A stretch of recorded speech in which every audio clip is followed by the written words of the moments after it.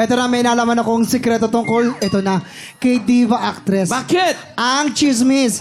Nahuli raw siya ng mga fans niya na may ginagawang something at ano kaya ito? Anong ginagawa niya, Junjun? Kasi nga, Yan. napagod daw ang lola mo kaka-picture-picture. Siyempre, napakagaling na actress, magaling na singer. Ito ang nangyari.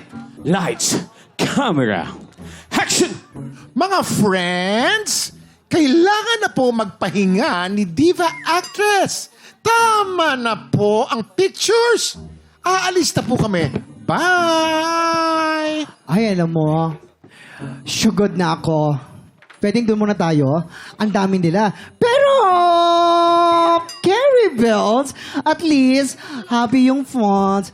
Assistant, pwede bang break muna tayo? At, pakilabas naman ng mga effectos. Oh my God! Diba, actress? Nagkaganyan ka pala? Oo nga. Naku, madam, masama yan sa lungs. Ha? Wala.